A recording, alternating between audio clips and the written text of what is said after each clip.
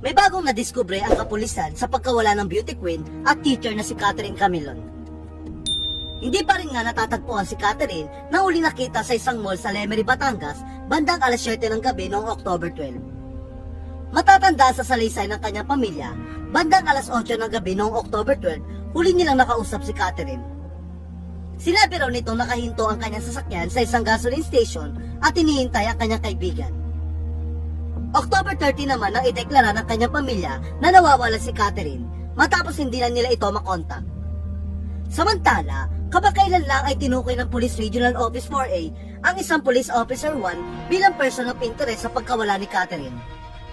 Batay sa nakalat na impormasyon ng pulis, posibleng may relasyon si Catherine at ang pulis. Dagdag pa rito, ang pulis din umano ang nagbigay kay Catherine ng sasakyan na ginamit nito noong araw na nawala ito na nahagip naman sa CCTV. Samantala, isang bagong impormasyon nga ang nakalat ng pulisya na maaaring magbigay linaw sa nangyari kay Catherine. Ito'y matapos lumantad ang dalawang witness kung saan ibinahagi nilang nakita raw nila si Catherine na duguan at inilipat ng 3 tao mula sa kotse nito papunta sa isa pang kotse.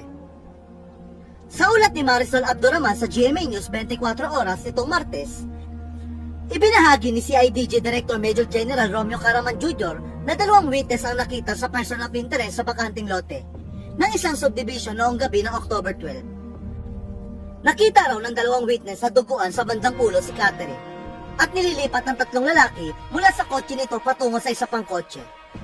Sa katunayan, tinutukan pa raw ng baril ng person of interest ang 2 witness.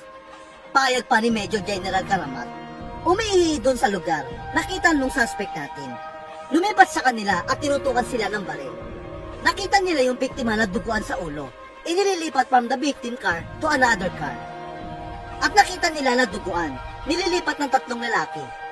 Samantala, patuloy na kumakalap ng maraming ebidensya ang kapulisan para mapagtibay ang kaso na isasampa laban sa person of interest sa pagkawala ni Catherine.